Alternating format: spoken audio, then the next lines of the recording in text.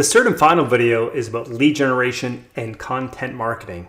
So let's get right into lead generation. What exactly is lead generation?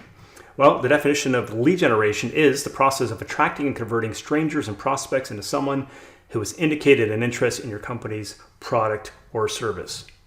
And we can update that definition by changing it to indicated an interest in your nonprofit's mission. One example of a lead generation to a certain extent is a like on the FNPS Facebook page.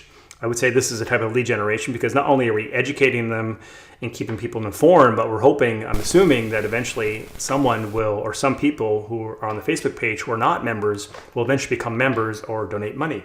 But it seems like in today's marketing set of tools, a lot of people are forgetting about email and they think that email is dead. Remember, email is not dead. It can be a very effective and cost affordable tool to use for your marketing efforts.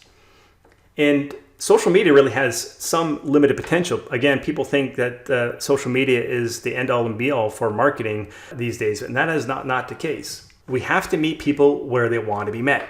Some people want to be met and communicated to on Facebook. Some people like physical mail. Some people like email.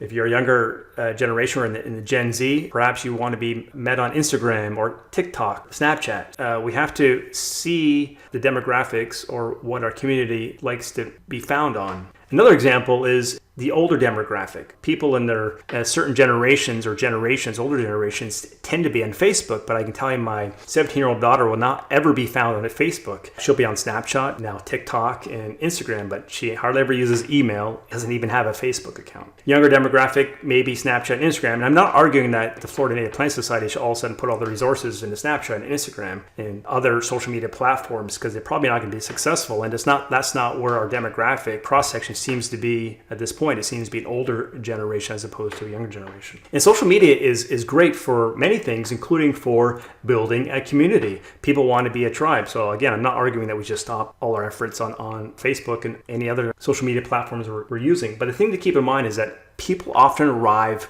for the content. So the content could be an email or it could be on a website or for other areas, but they're going to stay for the community. And again, that's where Facebook can be really beneficial in addition to other platforms, is building that community. You want people to stay part of that community and they want to feel part of that tribe. Email can definitely be a very effective way to increase your reach. And one way to do this that's very cost effective is using an email opt-in form on the website, and not only on certain pages, but ideally as many pages as possible without being annoying or distracting from the ultimate mission here. And here are some examples that I found quite easily. This is from the LA County Museum of Art, LACMA. This is in their mega footer at the very bottom of their website. They have an area where you can sign up to receive emails. And this is from the Southeastern Grasslands Initiative. They have an area where you can click on the subscribe button and stay informed. And this is from the Natural Resource Defense Council. On the very first page, they have something where it says, join us. And these ideas are not new at all, and many nonprofits are using them. And getting back to the NRDC, at the very bottom of their webpage, they have another option. So on one single page on their homepage, they have two ways for you to opt in to stay informed. You don't have to sign up to be a member or donate. You can simply submit your email address to stay informed or get their emails that they're going to send out to you on a regular basis. Let's consider placing an email opt-in throughout the Florida Native Plant Society website. One option would be to put it in the footer. Right now we have a bunch of different icons at the very bottom. We have the blog icon, Facebook, Twitter, and Flickr photos. I'm not sure how many people actually stay informed via Twitter or Flickr photos. I think placing an email opt-in form in the footer and potentially replacing with Twitter if no one's using it or staying informed via Twitter is to put an email opt-in form down there.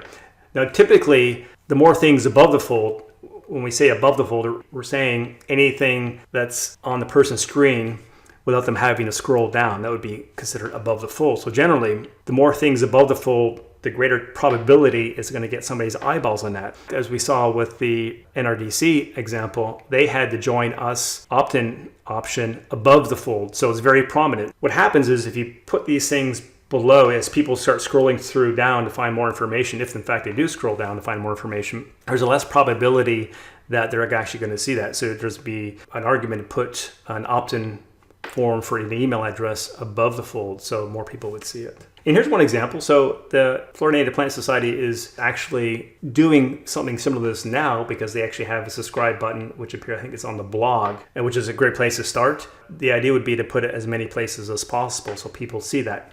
The only one thing I would say about this current subscribe button is that it's actually not very prominent. So the white text blends into the header text, the Florida Native Plant Society blog, and the subheader text.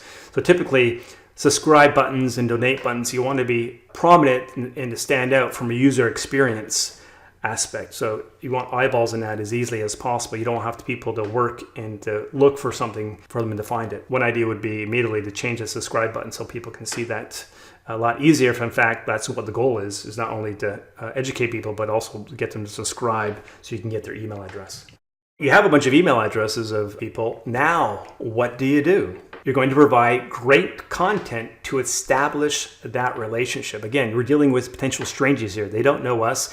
And the first set of emails they're going to get from us is our introduction to them. So we want to make that relationship from a cold relationship, if they have no idea who we are, into a warmer relationship. So the problem is content, videos, blog articles, tips, tricks, PDFs, that equates to resources. And it can take a lot of time, as you know, and it can take money. One thing we can do is repurpose content. We have all this excellent content from past magazines. Why not repurpose it? And the idea is to create a balance between nuanced articles, and one example would be the different types of rosemaries in Florida. That would be potentially for someone who is experienced with native planting, really enjoys native plants of Florida. You want to find that balance by providing nuanced articles to providing easy to understand articles, and I would say easy wins. And when I think of easy wins, I'm thinking of someone who's in a homeowner association. They have an interest to do native plants, but they want some easy wins. They just want to be able to plant some plants, have them live, and have them look great, versus knowing all the different varieties of rosemary there is in Florida. I think it's actually false rosemary, so that's what I really should be saying, is false rosemary. This is a great example. I absolutely love this publication. It's on my desk right now because I'm going through my own redesign on my front yard. And I refer to it on a regular basis. In fact, I've referred to it multiple times in the past year. And this is what I consider a great publication and something maybe we may want to consider in the future because it's an easy win. It's really well designed and provides all the information I think an average homeowner would want if they're tipping their toes into the waters for the first time out with native plants. People absolutely love tips. They love top 5 tips or top 10 lists. And I know that may sound kind of spammy, but there's a reason why news articles and other marketing professionals actually use these kind of things, because people love lists. It's easy for them to absorb, and they're not looking for a lot of information. They're just looking for some information to get them going as soon as possible. So one example, I just made this up, an article that you can email to people, 5 native plants that bloom all year, or native plants your HOA neighbors will love. Even if we had to create this content from scratch, had to put some time and resources into this, we're creating almost like a content wheel. We're not only creating this content to give to people who subscribe to our email newsletter, we can put this same exact content into a handout or give it to our chapters. And I think more importantly, this would be fantastic content to put on the website, and hopefully that would drive a lot of traffic. The more traffic we get on particular articles that are very helpful to people, people really want, the analogy would be a rising tide raises all boats. So the more people going to the website means potentially the more people getting added to our email list. I would also think we'd want to balance between serving the academic community, the highly informed, experienced audience versus the casual audience. What would be someone who's casual audience? That would be someone who just has some interest. Maybe they're concerned about global warming. They're concerned about their kids. They live in an HOA, or they're just totally new, want to learn a little bit about what native plants, and perhaps they want to plant a handful around the house to see how they do. It's finding that balance to serve all of our community.